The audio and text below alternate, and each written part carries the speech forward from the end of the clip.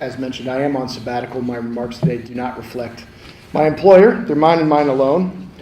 I'm really pleased that the Middle East Monitor has decided to hold this event to take stock of the Oslo process, which was the subject of some fascination by myself and academic research.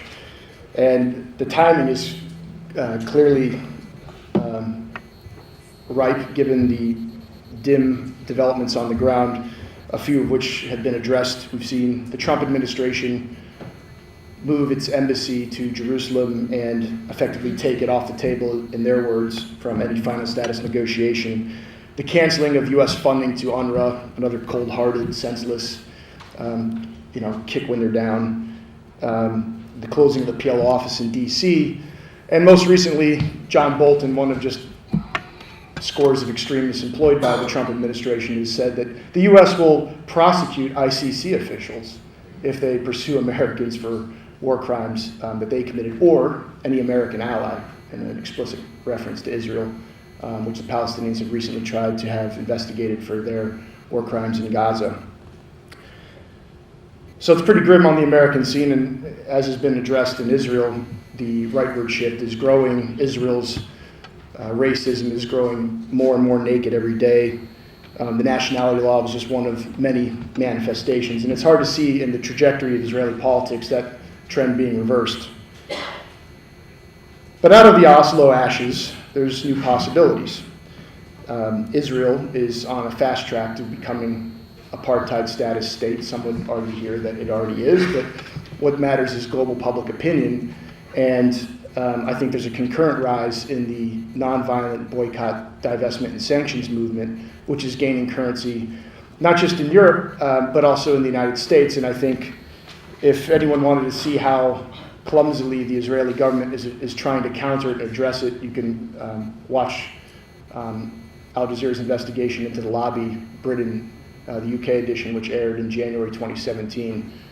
They're coming at it very ham-handedly, and it's really the death throes when they're realizing that this branding is sticking, and they're resorting to a new type of Black September, except against academics and activists, who they consider a bigger threat than Iran, oddly enough. So, to speak of Oslo, I recently, and I apologize to Professor Pape, I recently did my doctoral work at the University of Exeter, and I droned on and on about biased mediation. I had to have a theory to address the scholarship I've done, so I chose sort of obscure area of international conflict resolution, which is biased mediation theory. And I got to say, I usually I'm a TV guy these days, but occasionally academic theory can prove interesting. And I'm going to try to make this theory interesting for you, because I've read through a lot of it. The reason that I was interested in it, there was an obscure obituary in 2008 that I read. It caught my eye. A Tel Aviv professor named Sadia Tuval, who was a specialist in international conflict resolution, had died. And Aaron David Miller, who was one of the negotiators, said that Professor Tuval had influenced and inspired his work on biased mediation. So I said, okay, it's biased mediation. Self-identification is good. Aaron David Miller would later go on to write an op-ed discussing what he described as the U.S. mediation role as Israel's lawyer. So, okay, what's biased mediation? I looked at Sadia Tuval's works and other scholars that have happened since. And Sadia Tuval's work was basically done in the 1970s, drawing on data sets of U.S. mediation in the Arab-Israeli conflict. And it's centered around a basic principle, and you'll see where I'm going with this. So, in a two-way conflict, if you have a mediator, the possibility of a coalition exists. So, if you're biased, you're going to have a coalition. You're taking one of the sides of the warring party. So the theory goes, by Tuval, the disfavored party is going to work overtime to try to drive a wedge between you and your favored party. And the favored party is going to work overtime to keep you on side. He doesn't want you to defect. Bear with me, because you're going to see the stark contrast of what is supposed to be intended and what actually happens. So the bias is supposed to be kept in check by the mediator's desire to preserve its acceptability. It doesn't want to go too far because it doesn't want to get fired. That's what would happen theoretically if the bias was too extreme. The key benefit of a biased mediator, two things. One, that you will have superior insights into the warring parties. So people that are fighting, they don't really know much about each other, and you are able to go in between them and filter information, accurately convey it to the other side. And a biased mediator has to be truthful. Its words have to be credible. If it is not trusted to convey messages that increase the likelihood of war, it won't be trusted to convey messages that decrease them either. So you got to be truthful, you got to be credible, you have to have superior insights. You also, crucially, and this is supposed to be the benefit of a biased mediator, according to Tuval, is that you're going to deliver the side you're biased towards. More recent scholarship done since Tuval's death has looked at conflict data sets from 1990 to 2005, and basically they ingest the particulars of a conflict, whether it's African conflicts or Eastern European ones, etc., and they examine whether biased mediation worked. And recent scholarship suggests it does not work. And little surprise, it's been found to prove relatively ineffective, except for where the biased mediator advocates on behalf of the weaker party. And one scholar from New York University who studied this in more recent sense wrote something that I found was particularly striking. Without power parity in a negotiation, the intervention can easily become a sham in which the stronger party influences the interaction for its own benefit while the fundamental issues remain unaddressed. Sound familiar? So the other findings of more recent scholarship on biased mediation is that a biased mediator is going to self-select into a conflict. They're going to throw their hands up in the front of the classroom and say, pick me. Mediation is expensive, and it can be costly diplomatic, but you have to question the motive of why does someone want to throw themselves in the middle of this. It's because the data says they want to influence the outcome for their own benefit and that of their client state. What's supposed to guard against biased mediation? Well, having high power over the future welfare of a mediation, that's one of them. But if we just address what happened in Oslo one by one, I think I can sort of tell you where I'm going with this.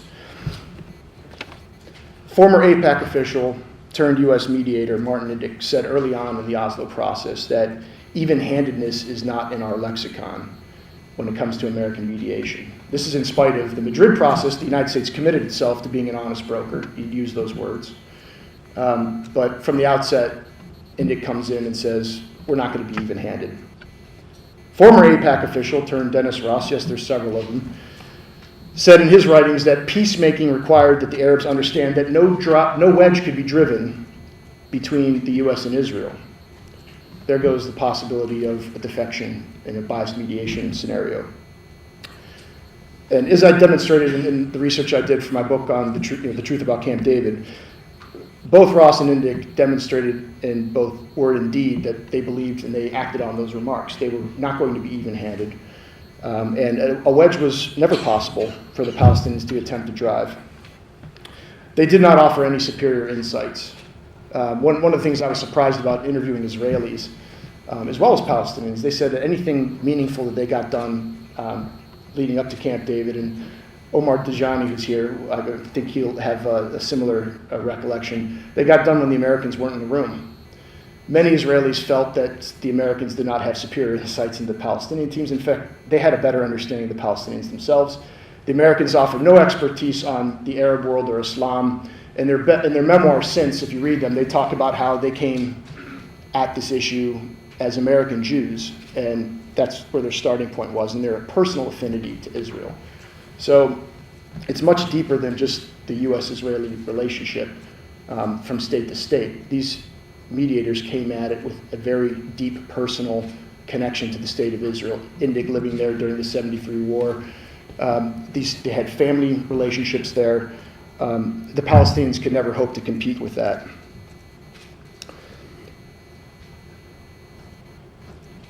So biased American mediators under Oslo didn't understand Israeli positions. This was evident at Camp David when they were as much astonished, if not disapproving, of certain ideas that Ehud Barak had entertained on Jerusalem. One negotiator thought that, and was quoted saying that Ehud is nuts for doing this. Later, in territorial discussions in December 2000, Dennis Ross would tell the Palestinians, you're going to get maximum this percent of land, and then the Israelis would go and increase it. He actually had lesser bottom lines than the Israelis were willing to.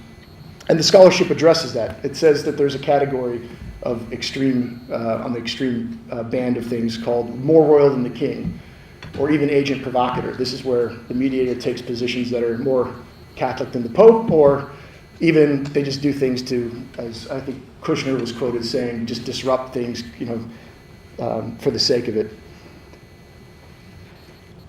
I would characterize Oslo in this period up to Trump less as more royal than the king and more as extremist mediator. And this is the shift certainly from Clinton to Trump.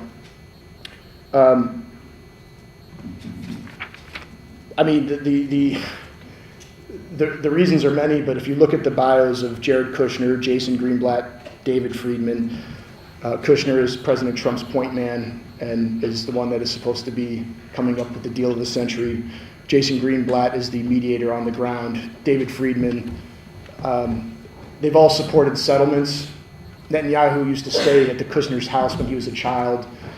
They've given money, their families have given money to settlements. Nonprofits in America, they funded that help settlements in Israel in violation of U.S. policy. They tried even before taking office to manipulate the UN Security Council vote condemning settlements. These people are willing to break the law before they're in office. How do you think they're going to behave when they're in? Well, little surprise. They said when they campaigned they were going to move the embassy. They did. They've taken the most extreme line on everything to disadvantage the Palestinians, which is somewhat refreshing because they're not pretending to be someone they're not, unlike many people who had preceded them. I say the parties that have to share blame for this asymmetry, the Palestinians for allowing it. They could have rejected a mediator, and in fact, many times they did complain about biased mediators, especially Dennis Ross during Oslo. There was no consequences, but they didn't have to show up, and the pressure would have reverted back to them had they done that. But also the Arab states, they bear a large responsibility for this. There's no credible countermeasure to the Israeli state. I think it was Tom Segev recently wrote in Haaretz that Israel is too strong for its own good. Unlike in 1973, when Arab states had used force to bloody the nose and bring Israel to the bargaining state, and then later used nonviolent tactics like an oil embargo, no such credible counterweight exists today. Thank you. Which is why populist movements like BDS are faring so well, and I actually think that that's the solution. The bottom line, the U.S. is unsuitable for a mediator in any sense of the word. It doesn't even meet the definition of biased mediation. It needs its own category. It doesn't have any scholarly basis. It doesn't follow the rules that was supposed to be in place as described by the scholarship. It's not costly for Americans to be seen as siding with Israel against Palestinians. In fact, the opposite's true. The domestic American political benefits of being zealously pro-Israel outweigh any diplomatic cost from screwing over Palestinians.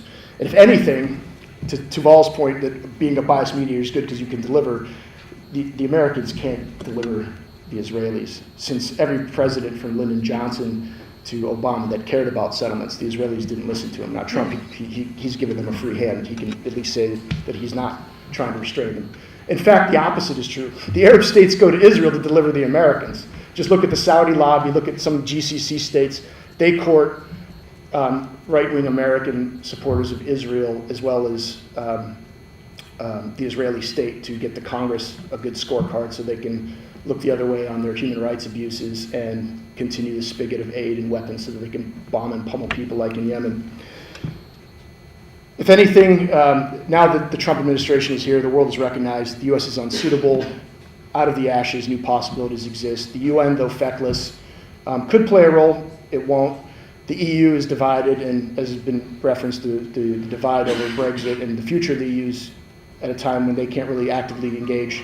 So it's on civil society. They will seek a remedy, and I think that's where this failed experiment of Oslo has taken us. And I thank you all for your time.